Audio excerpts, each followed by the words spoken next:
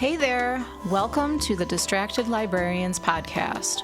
We're your friendly neighborhood bookworms with a penchant for all things pop culture. Picture this as our digital campfire, where we dive into our latest obsessions, analyze our favorite distractions, and rediscover the joy of reading. Whether you're a media enthusiast, a book lover, or just need a break from the daily grind, you've come to the right spot. So kick back, relax, and get delightfully distracted with us. Hey everybody! This episode will be all about our favorite books and media from 2024, with a twist. But before we get into that, I'm Nicole. I'm Drew. I'm Killian. I'm Amanda. And we are going to do something a little bit different. You'll be hearing from the usual suspects, also known as us, the Distracted Librarians, but you will also hear from our wonderful staff at the Bloomfield Township Public Library, so please stay tuned for that. From groundbreaking novels to binge-worthy shows and unforgettable movies, this year has given us some incredible content. Whether you're looking for your next read or something new to watch, we've got you covered. Drew, what was one of your favorites? All right. This is the tiniest bit of a cheat because I want to talk about the full series of the Green Creek books by T.J. Klune. Only books 3 and 4 came out in 2024, but we're running with it. It's kind of cheating. Yes, it's a little cheating. But it's fine. Especially since I now can only talk about the first book because I don't want to spoil the series, but whatever. So it's a phenomenal quartet series, Super Found Family. It's a series about a family of werewolves, and they come back to their home in Green Creek, Oregon, meet up with a kid named Ox there who had just been abandoned by his dad, and sort of adopt him into the family. It sounds very Twilight the way that I'm saying this. It is not, I promise. But it's so rich, and T.J. Klune is my personal author obsession anyway, but he has this really interesting way of writing with rhythm in the book that like drives you through the whole story of it, and each of the 4 books covers a different couple that pairs off within the group, and it just creates the richest world. He's so good at like individual sentence callbacks to emotional moments previously, to sort of channel what you're supposed to be feeling in the moment. Nice. And it's such a good driving force. I would call it my favorite series right now. Nice. Wow. Which is why I'm cheating and wanting to talk about it. You said werewolves, and I was like, I want to read this book now. Bet. Yeah. Yeah. Okay, Killian. I'm starting off with a YA book that I found via TikTok when the author was posting about this book that she was writing, and I was like, this sounds great, I can't wait. It finally came out, and I had the highest of high hopes, which has bitten me in the past, and it didn't this time. I was so excited as I was reading this. The No Girlfriend Rule by Kristen Randall is about a girl who starts playing Secrets and Sorcery, which is a very thinly veiled Dungeons & Dragons. And she starts playing with this all-girl group that slowly becomes very important to her, and she makes really great friends. And it just really highlights a lot of my own experiences with D&D when I started playing. So it rang really true in a way that I don't know that it necessarily would have if I hadn't had those experiences prior. But it is a really great story about friendship and about love and about finding yourself. And it was just so cute. It's one of those, like, you kick your feet because it's cute, and I loved it. Nice. Amanda. So I have a few memoirs, starting with Ambition Monster by Jennifer Romolini. So I didn't know Jennifer Romolini before this book. I love a memoir, though, because it sort of gives you all the big feels, but also sort of tells you how this person went from point A to point B in their life, or from point A to point Z. And I think that hindsight is like really helpful and interesting. So she is someone who was born to really young parents. They were in the 70s. They were in high school I believe when she was born, and her mom like dropped out of high school. So there were these kids raising a kid, and they went on with their normal sort of young party life, but with her as a child. And you can really see the effects of a little bit of like sort of semi-childhood neglect, because they just didn't give her the structure that most kids need to thrive, because they were so young and they just didn't have it. The other component is that she grew up very working class, and so she had within her this ethic to work super, super hard, to have to like prove herself. She has immense imposter syndrome, and she has this love for magazines, specifically citing Sassy and 17 magazine. And if you are a person of a certain age, you also might have like warm, fuzzy feelings about those publications. Yep. Yes. So that's like really lovely to reference. But she eventually sort of climbs the publication and magazine ladder and works herself into the ground. And then you sort of wake up one day and you're like, what is this all for? I have given my entire life to work. Wow. So that gives you just a snippet of it without giving too much. A lot of other things happen, but what I love about her writing is that there's this like through line of cause and effect, and she sort of describes sort of the subtle effects that these things in her life have on her without like spelling it out for you. And there's a ton of emotion. I really could relate to it, this sort of working class pride, but simultaneously wanting to get away from your working class background and to maybe like class jump. Yeah. So I thought it was really beautiful and moving, and I think it's very, very relatable for a lot of people. Nice. Cool. Nicole, what's Yeah. one of yours? One of my favorites this year was The Warm Hands of Ghosts by Catherine Arden.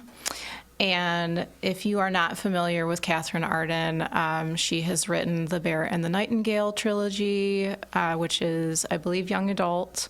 Is it young adult? I think it's crossover. It might be. Okay, so It's kind of definitely on the adult side. in but betweeny, yeah. and that is has a lot of great Russian mythology stuff in it. It's fantastic, and all of her books have this sort of spooky, magical element to it. So of course that's right up my alley. And then she also wrote a series of books for kids that are very spooky, Small Spaces. starting with Small Spaces. So if you ever didn't think you were scared of scarecrows, you can read that book and discover that you are indeed scared of Sure, scarecrows. scary. You simply are. So this book is an adult book, and it is about a combat nurse in the First World War. And she was wounded and she was sent home. So she's home, but she realizes very quickly that her brother didn't make it back from the front lines of the war. And so she is like staying with these two older women that have seances. And there's a moment where during the seance where there's a message given to her about her brother. And so she takes it upon herself to go looking for him. And in the meantime, you're kind of going back and forth between her trying to get to where he may be and him and his experience, which is he's in an explosion and he gets trapped, and he's trapped with a German soldier. So they're enemies together, but they end up working together to kind of save each other. So it has like a lot of really awesome things going on. And then there's this magical fiddler man in the background who's like this evil thing who's kind of the puppeteer behind it all. So I really enjoyed that one. I also read that one and really loved that one and considered it for this as well. Did you really? Yeah. Oh, nice. Yeah, I mean, it was different than what I would usually read, but I like her so much that I was willing to kind of just Wildly outside of what I throw read. it away and be like, oh, now I'm going to read historical fiction. But it has enough of the good stuff in there for me. So, yeah. Cool. Okay, Drew. My next one is Agatha All Along, the show on Disney Plus. Latest dabble into the Marvelverse. To be clear, I am not a Marvel person. This is not something that I thought I would attach myself to, but it is iconic in every sense of the word. The cast is killer. Catherine Hahn, Joe Locke, Aubrey Plaza, Patty frickin' Lupone. Please. Every episode is crafted to be very different from each other. They are following down what they call the Witch's Road to try and unlock power at the end of it. And so every new episode is a trial, and it's fascinating to see how they deal with it. To break the fourth wall on us for a minute, the series is still ongoing. There are 3 episodes left, and the most recent episode just had like the big world-breaking twist. So it's all I've been thinking about for this week. Oh my goodness. Well, are other people watching it too, so you at least have somebody to talk to about it? Oh yes, the internet good. is ablaze. Well, there's the internet. Yeah, but sometimes it has to be a real person, though. Well, do y'all want to watch it I with me? want to watch it. I need to watch it. I want to watch it. Yes, the people listening to this episode are very, very lucky because you can just sit down and watch the whole thing. Because I have to wait another week and a half, and I am dying. All right, Killian. All right. You're going to notice a theme with mine because mine are all some form of queer rom-com. My next book is Here We Go Again by Alison Cochran. This book, this is about 2 friends turned basically enemies. There was a big fall. They were best friends, and then they have this big falling out just before high school starts. They both had these goals to leave their small town and get out of there and do something different, and like didn't. They both end up coming back and teaching. And so as they come back and they teach at the school that they went to, they fall back into all of these old patterns of just being kind of awful to each other. But in that whole, being in your 30s and not living the life you had fully intended to live in your 30s when you were younger, they also are both contacted by their former English teacher, who they both dearly, dearly loved, was very important to them. And he tells them he only has a few months left to live. Oh. And he wants them to take him across the country to the coast of Maine. They are starting in Washington. Oh boy, that's quite the trip. Basically, take me on this road trip so I can go die in Maine. Yeah. Type of thing. Okay. So it has a lot of the things in rom-coms, and that's one of the things with this book is there's certain tropes that are heavily present in rom-coms that I simply despise. So it takes a really good author to get me past that and make me be okay with it, and this one did it. So I'm not going to say more about that because spoilers. But the way this was written, it is, yes, a rom-com. There are things that are funny. There are times where you simply are like, oh my gosh, you two just grow up. Mm-hmm. But there are things that are so heartbreakingly beautiful in it. And it made me really sit and look at assumptions about romances that I thought I had moved beyond, that I clearly hadn't, because I didn't expect it to be nearly this moving, considering it was classed as a romance. But it was just really good, and I sat with it before I could write a review on Goodreads or anything like that. I just had to sit with what I had just read, because I devoured this book in 24 hours and figure it out. And it was one of my best books of the year for all of that. I can vouch for this one too. Whenever Alison Cochran comes out with a book, it will be in my hands. Nice. Day of. Awesome. All right, Amanda. So I have another memoir, Mothership, a memoir of wonder and crisis by Greg Wren. So I think this might be his first book. He is in creative writing teacher, English teacher, I believe. But this is his memoir that sort of finds the overlap in a couple of large themes. I love it when authors do that, where they sort of connect the dots between things that don't seem super related.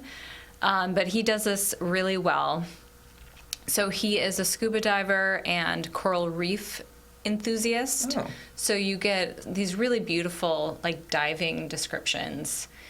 And he uses ecology and sort of the awe of nature in his English classes and creative writing classes as a way to have students think about writing and thinking about sort of their relationship to the earth. And that spawns a lot of really beautiful writing. But for him, the main sort of crux of the memoir is his relationship with his parents, who he does have an abusive childhood. And it's not super graphic, which is helpful because I think that some memoirs are just like, oh my gosh, I can't handle the grief, the death, the abuse, the trauma. Yeah. So this sort of walks a line that I think is heartfelt but still very doable for the average reader. Okay. Although I will say disclaimer, there is childhood abuse, and to be careful, be mindful if you have any triggers or things that you care to not read about. But this is really his journey of dealing with his complex PTSD from his childhood and using nature as sort of like a healing balm. And then also psychedelics. So I feel like those are some of the like big trends right now. It's PTSD and trauma, and then also psychedelics. And so he sort of brought those together. So it talks about his, we'll say, journeys with psychedelics. There it is. And it's just really beautiful. And I walked away having a hopeful feeling, not only for healing the individual, but also healing the environment. So I thought it was beautiful. Nice. Very cool. My other favorite thing. Yes. So I guess I cheated too, because this is a part 2 of something. I am talking specifically about the part 2 of the Dune movie. I'm calling it the Dune movie, even though they're two separate movies. But Yes. in the first Dune movie, or part 1 of the Dune movie, they get to this point, and then it was just like completely shut it down and send you out into the world, back into normal life. Oof. Here you go. And I'm just like, what happened to the rest of it? Like, reading that book is a feat all on its own. If it's not all going to be there, I was kind of unhappy about that. So then you have to wait, a year or longer for the second part of it. And the second part came out this year. And it was just stunning and beautiful and wonderful. And I'm so glad that it was completed. And definitely looking forward to the third movie that is coming out that I will have to wait another year for. Yep. Yeah. But everything about the Dune books and this movie, I think that the director did such an amazing job making this world that is already kind of difficult to wrap your brain around. So, Was Dune 2 better than the first one, the first movie? I think it was, and only because there is all this world building that has to happen in the first one. It's one of those things where, for people that haven't read the book, like, to walk into that is just like, what the heck is going on? Which is the way I felt about the original Dune movie, the one from the 70s, with Sting and all of that good stuff. What the heck is going on? Like, I still didn't understand that movie after watching it 3 or 4 times, but of course I was a teenager and I just didn't get it. Now, having read the book and ingesting it in a little bit of a better way. I'm like, oh, I actually kind of get this now, and I want more. So.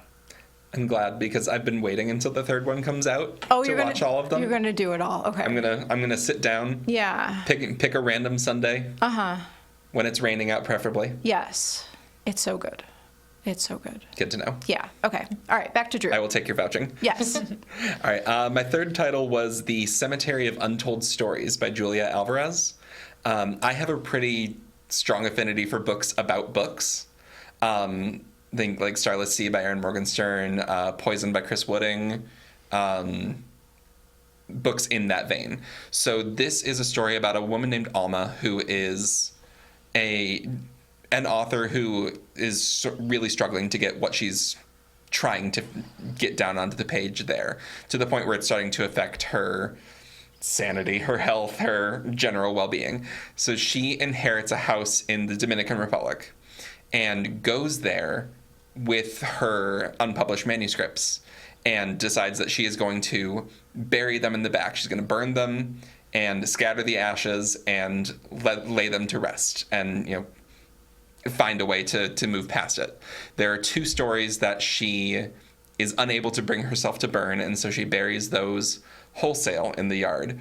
And then characters from said books sprout up out of the ground. Oh my gosh. And start interacting with her. I love So this. cool. And it's this really interesting exploration of these characters who are very much in their head. And you hear authors talk about writing and about how the characters exist almost outside of them and they're just the ones telling the story. Yeah. And so this is the physical manifestation of that, of what story do these characters actually want to tell. Yeah. Really, really cool. It sounds awesome. Yeah. Very cool. Killian. So this last one is going to be wild because it is in fact October as we're recording this, and it will be the end of December. Mid-December, when this yeah. comes out. So it'll be much more timely when everyone is hearing this than it is right now.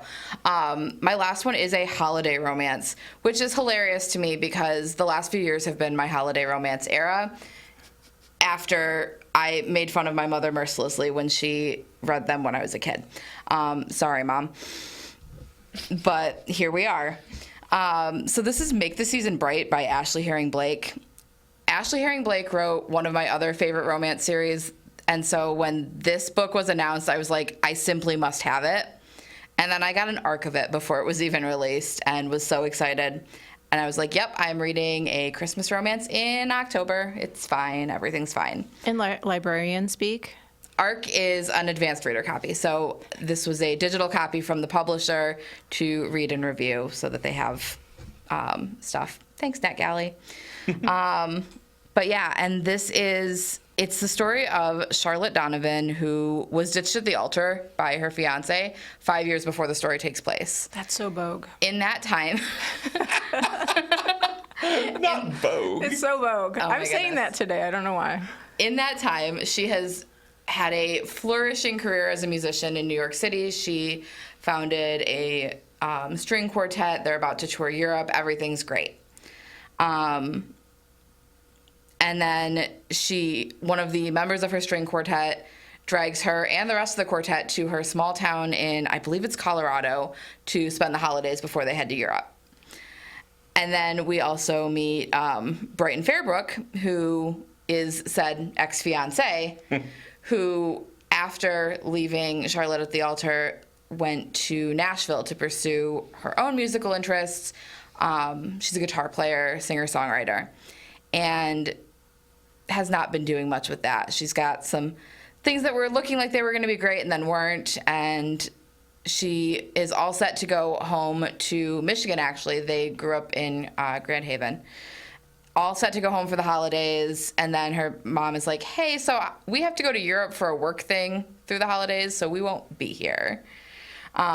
So her boss and friend who owns the bar that she works in takes her to her small town in Colorado for the holidays, and it turns out the quartet member and the bar owner are from the same town. So they end up, they're not only from the same town, they're related. They end up in the same house. Oh, God. Oh, boy. And they haven't seen each other in 5 years. So it is a whole thing and the way that Ashley Herring Blake writes these romances. Again, she's another author that there's certain tropes that I have a hard time forgiving, and I forgive it in this book. And if you can make me do that, I will sing the book's praises for forever. Like, it's so good. I cried a lot over this one, but it was good crying. I love it when a book makes me cry. I know, me too. Yeah, sometimes I'm not expecting it either, and then I'm like, gosh darn it, like I'm mad at you, but I like you too. It's the ugly sobbing, and then my cat's looking at me like, are you okay? And I'm just like, no. I have had multiple moments of like staring at a book and actively with my mouth saying "How dare you" to the book, mid-tear. Yes. Oh my goodness. Amanda. All right, so my last one is All Fours by Miranda July. Yes. If this is your introduction to Miranda July, I am so excited for you. If it is not, just a reminder that she did the movies You, Me, and Everyone We Know. I think that was an early aughts movie. And then more recently, maybe 2019-ish, was Kajillionaire. I could be wrong on that date, but also a movie. And then a previous novel that I read of hers was called The First Bad Man. I recommend all of those things. Go and have a Miranda July marathon. You will be glad that you did. For this book, it feels like a midlife reckoning. This is fiction, and the main character is an artist who wants to drive across country from LA to New York. Leaves husband and child at home, but instead of driving and reaching the destination, just veers off the freeway and stays at a hotel.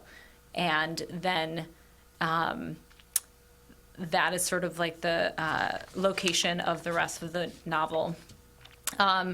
Just reading a quote from a review: part absurd entertainment, part tender reinvention of the sexual, romantic, and domestic life of a 45-year-old female artist. And Miranda July, again, the author, is a performance artist. She's a musician, she's a director, she's a writer, but I really feel like there's a really strong performance art component of everything she does, sort of seeing the body as the medium for your art, which might seem obvious, but when you see her art, either a movie or a book, I think that there is a physicality and a sensuality to what she does and what she writes. So highly recommend. You're welcome. Okay, and then my last favorite thing, I want to talk about Hozier.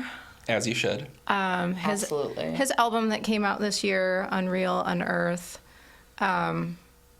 it kind of caught me by storm. It's a weird thing. Like, I love his music and have loved him since the beginning, if you will. This album came out and there was a lot of hubbub about it. People were talking. I listened to it, I think, once. And then I was like, this is really long, and I don't know if I have the investment. I'm not here for it quite yet.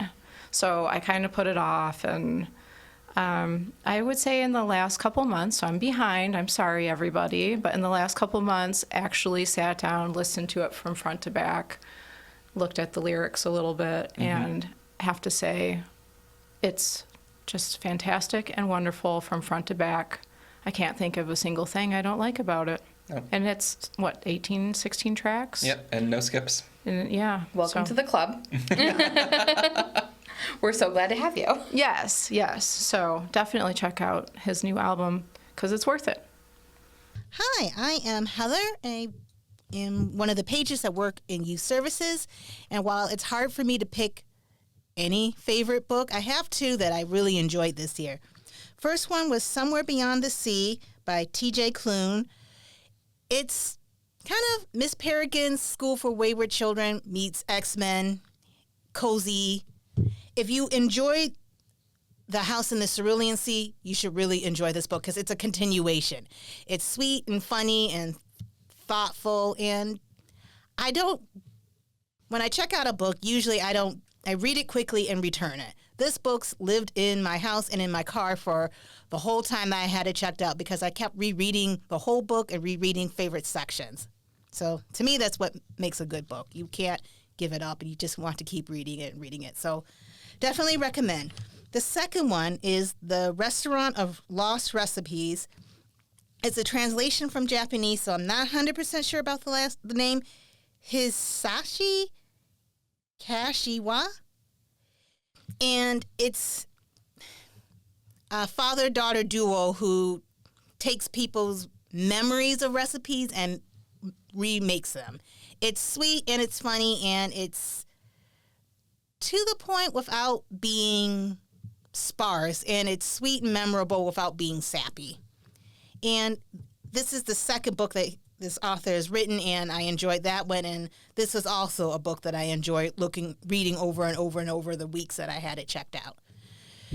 So those are my 2 picks for this year, and hope you enjoy them. Thank you. Hi there. My name is Laura Crayley, and I am the department head for Adult and Teen Services at the library. And I am here to talk to you about my favorite things that I have read this year so far, because the year isn't quite over. Top of my list is the book The Bright Sword by Lev Grossman. You may know his name. He wrote the Magician's Trilogy, which was also made into a television show. This book has kind of been a long-awaited further work from him. And it is the story of a young knight, Colum, who makes his way to King Arthur's Camelot, only to find out he's gotten there too late. It's after the Battle of Camlan. King Arthur is dead. There's not too many knights left. What are they going to do? If you were a kid like me who grew up with folklore as an interest, this is the book for you. It is long, but it is 100% worth it. There are so many fabulous references, especially if you're familiar with the various King Arthur legends. Just a really, really, really inventive, wonderful, wonderful story that once again brings Arthur into our contemporary times. The other things that I wanted to talk to you today about are some authors that were new to me this year. These are not necessarily all first books, but they are ones that I encountered for the first time this year. There is an author named Moniquel Blackgoose who wrote a book called To Shape a Dragon's Breath. It, to me, ate Fourth Wing for lunch. If you are looking for an excellent story about a woman and a dragon, this is your book. It is centered on a young Indigenous woman who bonds with a dragon. This is generally not done outside of the kind of colonial setting of dragon keeping in her world, which is like ours, but not quite. There's a magical school element. There's rediscovery of Indigenous knowledge and tradition. It is just an excellent, excellent story. Particularly if you have any kids in your life, older teens, who like a magic school story. This is a really good one. I also enjoyed The Facemaker. The subtitle is A Visionary Surgeon's Battle to Mend the Disfigured Soldiers of World War I. This is by an author named Lindsay Fitzharris, and it is a true story. It's a nonfiction book about surgeon Harold Gillies, and he was a very groundbreaking plastic surgeon, discipline that didn't really exist at the time, but came into much greater need due to the devastating injuries suffered by soldiers during World War I. And it really does some interesting investigation of how plastic surgery was quote unquote invented, but also practiced in the aftermath of World War I. Really, really highly recommended. Although fair warning, there are pictures of the actual patients in the book, which you can skip if you don't want to see them. I also enjoyed Premi Mohammed's Butcher of the Forest. Again, another fantasy novel. That's what I'm into.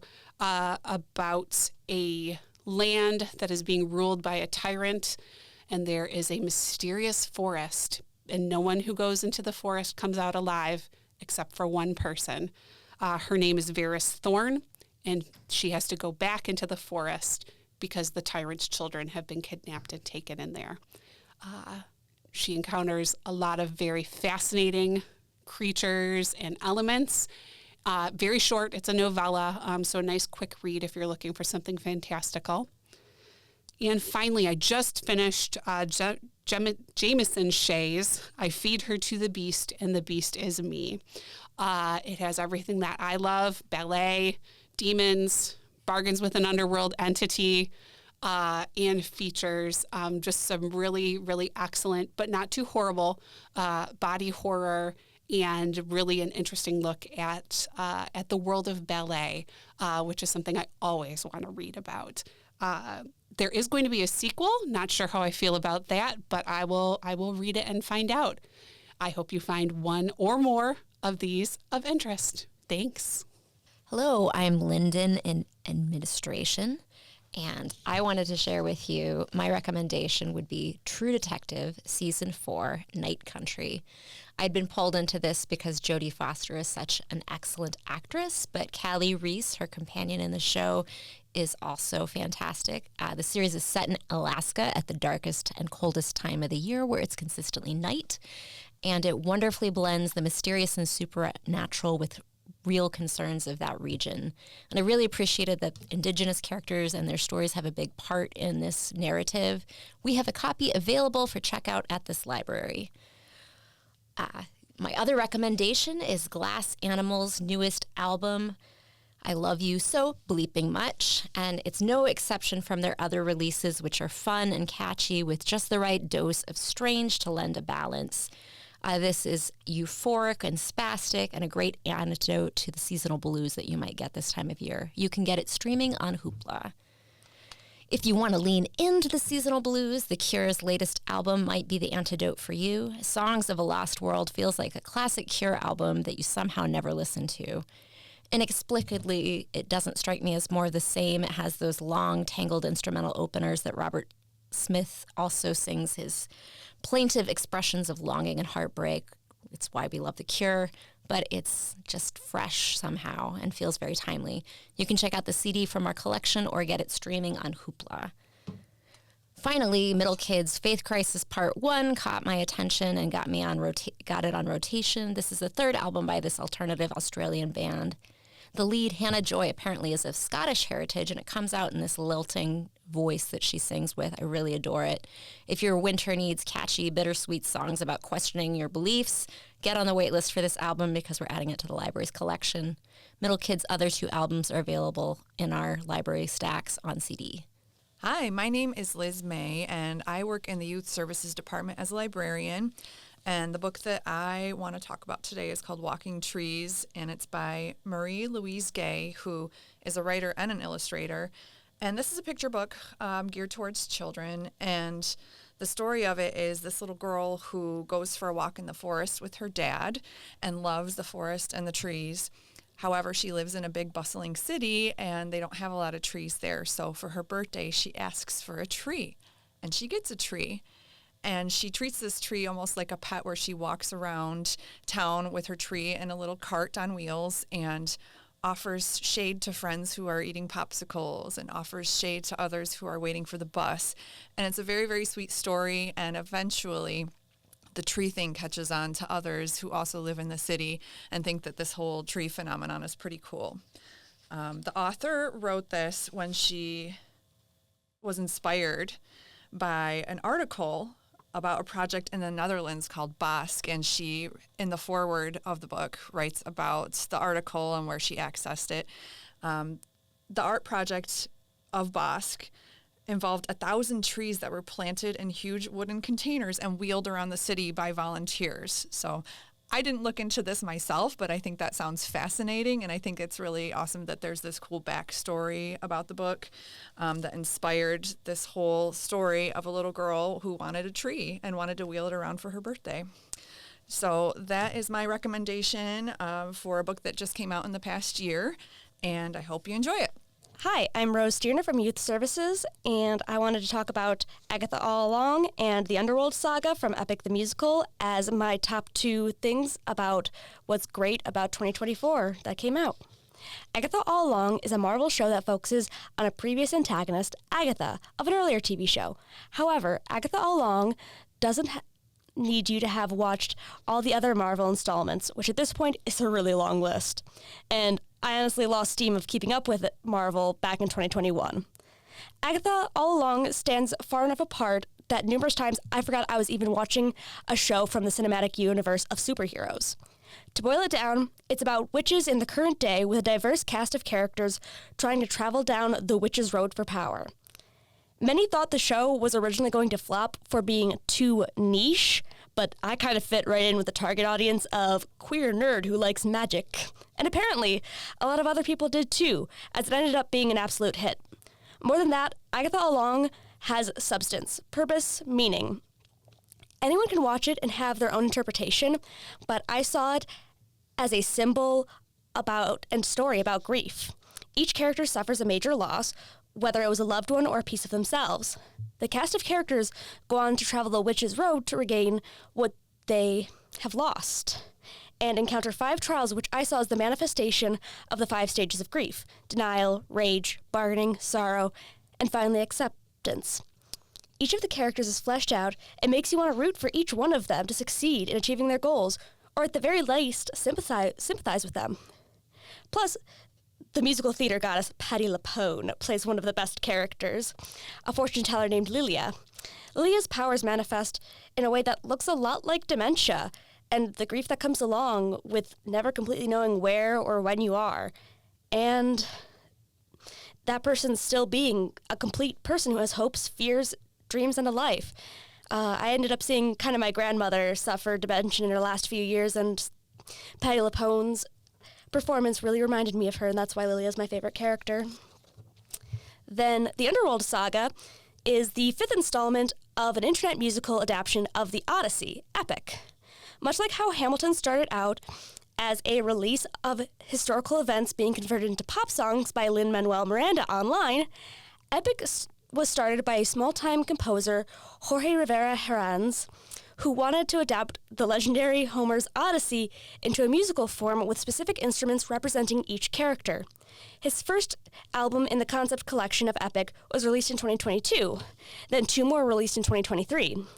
The story has picked up heavy traction through TikTok and other social media apps that Rivera was able to produce and release 5 concept collections for the musical this year. The Underworld album is specifically after Odysseus and his crew leave Circe's island and travel to the underworld to speak to a prophet who is supposed to help them get back to Ithaca. There are 3 songs on this concept album: The Underworld, No Longer You, and Monster. Each of these songs plays on a variety of emotions close to sadness, rage, and especially desperation.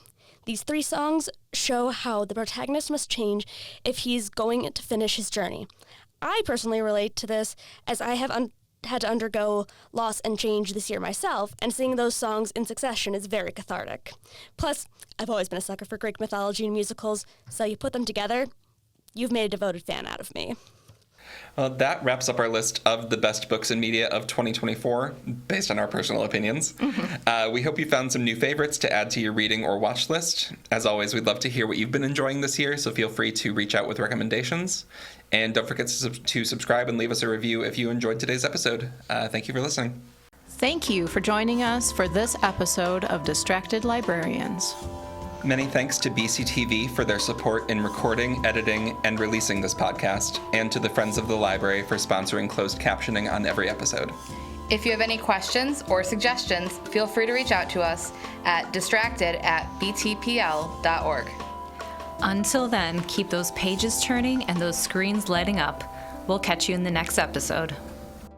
The views and opinions expressed in the Distracted Librarians podcast do not necessarily reflect those of Bloomfield Township Public Library, Bloomfield Community Television, the Birmingham Area Cable Board, or its producers or production staff.